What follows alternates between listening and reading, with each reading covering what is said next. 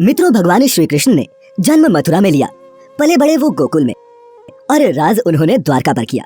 पर एक सवाल जो हम सबके मन में अक्सर आता है वो ये है कि जिस भव्य और दिव्य नगरी को स्वयं भगवान श्री कृष्ण ने बसाया था, वो समंदर में क्यों समा गई, वो कहाँ गए, और इसके बाद भगवान श्री कृष्ण का क्या हुआ।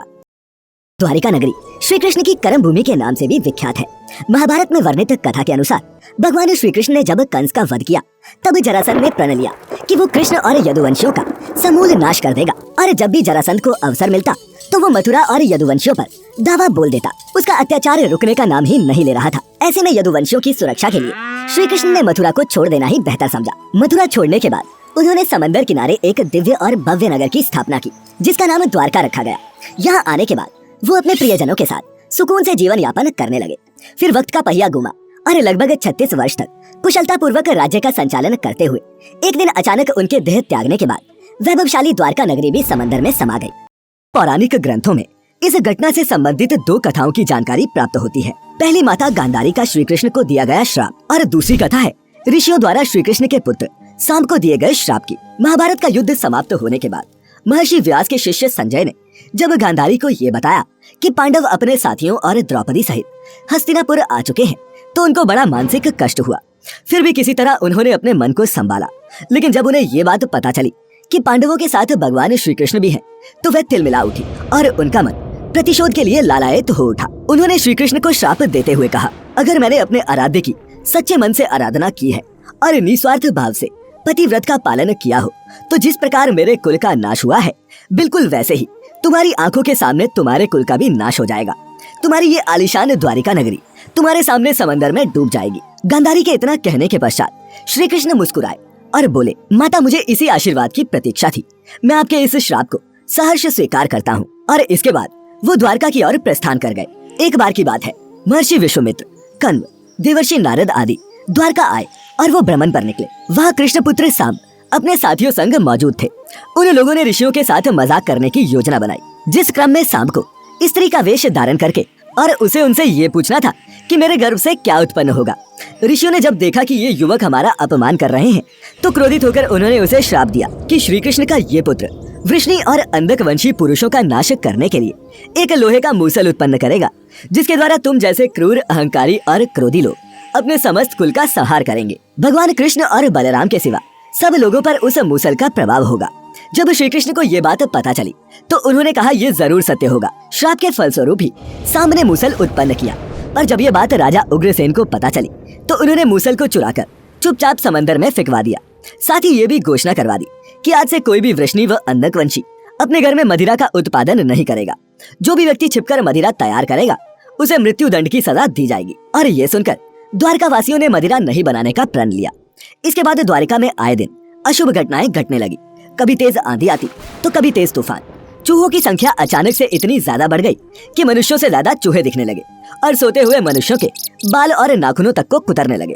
सारस उल्लुओं की और बकरे गीदड़ों की आवाज निकालने लगे। पूरी द्वारिका नगरी में अजीब सी घटनाएं घटित होने लगी। गायों के पेट से गधे, कुतियों से बिलाव और नेवलियों के गर्भ से चूहे पैदा होने लगे। यदुवंशी तामसिक क्रियाओं में सम्मिलित रहने लगे। फिर जब भगवान कृष्ण ने नगर में होते इन अपशकुनों को देखा, तो उन्होंने सोचा कि कौरवों की माता गांधारी का शाप सत्य होने का समय आ गया है।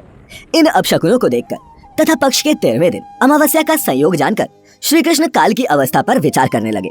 उन्होंने देखा कि इस समय वैसा ही योग बन रहा है जैसा महाभारत के युद्ध के समय बना था। और फिर गांधारी के श्राप को सत्य करने के उद्देश्य से श्री कृष्ण ने यदुवंशियों को तीर्थ यात्रा करने की आज्ञा दी। भगवान कृष्ण की आज्ञा से सभी राजवंशी समंदर के तट पर प्रभास तीर्थ आकर निवास करने लगे। प्रभास तीर्थ में रहते हुए एक दिन जब अंधक व वृष्णि वंशी आपस में वार्तालाप कर रहे थे, तभी सात्यकी ने आवेश में आकर कृतवर्मा का उपहास और अनादर कर दिया। कृतवर्मा ने भी कुछ ऐसे शब्द मुख से निकाल दिए जिनसे सात्यकी का क्रोध 7वें आसमान पर पहुंच गया और उसने कृतवर्मा का वध कर दिया।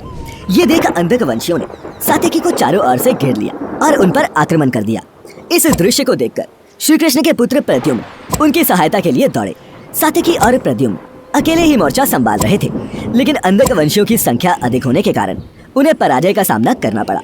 अपने पुत्रों की मृत्यु से श्री कृष्ण को अत्यधिक क्रोध आया और उन्होंने एक मुट्ठी घास उखाड़ ली। जैसे ही घास हाथ में आती, वह लोहे का मूसल बन जाती। मित्रों, ऋषियों द्वारा दिए गए श्राप के कारण ही ऐसा हो रहा था। श्री कृष्ण के देखते ही देखते सांब, चारुदेशन, अनिरुद्ध और गद की मृत्यु हो गई। इसके बाद श्री कृष्ण का रौद्र रूप देखने को मिला और उन्होंने सभी सूरमाओं का वध कर डाला। अंत में श्री कृष्ण और उनके सारथी दारुक ही शेष बचे। भगवान कृष्ण ने दारुक से कहा, तुम इसी क्षण हस्तिनापुर जाओ और अर्जुन को सारी घटना विस्तार से बताकर उसको यहाँ ले आओ। दारुक ने उनकी आज्ञा का पालन भी किया। इसके बाद श्री कृष्ण बलराम को उसी स्थान पर रहने के लिए कहकर अपने महल वापस लौट आए और पिता वसुदेव को सारी घटना से अवगत कराया, जिसको सुनकर उन्हें बहुत दुख हुआ। श्री कृष्ण ने अपने पिता से बोला कि जब तक अर्जुन नहीं आ रहा तब तक स्त्रियों की रक्षा का दायित्व आप संभालिए, क्योंकि वन में बलराम प्रतीक्षारत है। मैं उन्हीं के पास जा रहा हूँ। नगर में स्त्रियों की चीख पुकार मचनी शुरू हो गई। ऐसे में श्री कृष्ण ने स्त्रियों को सांत्वना देते हुए कहा कि घबराइए मत, अर्जुन आने वाले हैं और वे सब संभाल लेंगे। इतना कहकर वे वन की ओर चल पड़े। जब कृष्ण वन में पहुंचे तो देखा कि बलराम जी समाधि में लीन हैं। अचानक ही उनके मुख से एक सफेद रंग का सर्प निकला और समंदर की ओर चला गया। मित्रों, वो कोई सामान्य सर्प नहीं था, क्योंकि उसके हजारों मस्तक थे। और इतना ही नहीं, समुद्र ने स्वयं प्रकट होकर उस शेषनाग का अभिवादन किया। कुछ ही देर में बलराम ने अपने शरीर को त्याग दिया। श्री कृष्ण उस सूने वन में अकेले विचरण करते हुए गांधारी के श्राप के बारे में चिंतन करने लगे और अपनी इंद्रियों को संयमित करते हुए महायोग की अवस्था में धरती पर लेट गए। तभी जरा नामक एक शिकारी अपने शिकार की तलाश में वहां आ पहुंचा। दूर से उसे लगा कि वहां कोई हिरन है और उसने बाण चला दिया, परंतु जब वह अपने शिकार को पकड़ने के लिए आगे बढ़ा तो वहां श्री कृष्ण थे। ये देखकर उसे बड़ा पछतावा हुआ। भगवान ने उस शिकारी को आश्वासन दिया और स्वयं परम धाम चले गए, जहाँ कई मुनि और देवताओं ने उनका भव्य स्वागत किया। फिर वो शिकारी हस्तिनापुर गया और पांडवों को पूरी घटना की जानकारी दी, जिसे सुनकर पांडव बड़े दुखी हुए। दूसरी तरफ अर्जुन भी द्वारका पहुंच गए थे। वहां की स्थिति देखकर उनके मन को बड़ा क्षोभ हुआ। श्री कृष्ण की रानियों ने जब अर्जुन को देखा तो उनकी आंखों से भी अश्रु की धारा निकल पड़ी। इस दृश्य को देखकर अर्जुन की आंखें भी नम हो गई। वहां का पूरा माहौल ही शोकमय हो गया। वसुदेव भी वहीं उपस्थित थे। उन्होंने अर्जुन को श्री कृष्ण का संदेश बताते हुए कहा कि द्वारिका नगरी समुद्र में डूबने वाली है, इसीलिए आप नगरवासियों को लेकर किसी सुरक्षित स्थान पर चले जाएं। वसुदेव जी की बातें सुनकर अर्जुन ने दारुक से सभी मंत्रियों को बुलाने के लिए कहा। मंत्रियों के आते ही अर्जुन ने कहा कि मैं सभी नगरवासियों को यहाँ से इंद्रप्रस्थ ले जाऊंगा, क्योंकि शीघ्र ही इस नगरी को समंदर अपने में समा लेगा। इसके बाद सभी मंत्री तुरंत अर्जुन की आज्ञा के पालन में जुट गए। अर्जुन ने वह रात श्री कृष्ण के महल में ही बिताई। अगली सुबह श्री कृष्ण के पिता वसुदेव जी ने भी प्राण त्याग दिए। अर्जुन ने विधि विधान से उनका अंतिम संस्कार किया। वसुदेव जी की पत्नी देवकी, भद्रा, रोहिणी व मदिरा भी चिता पर बैठकर सती हो गई।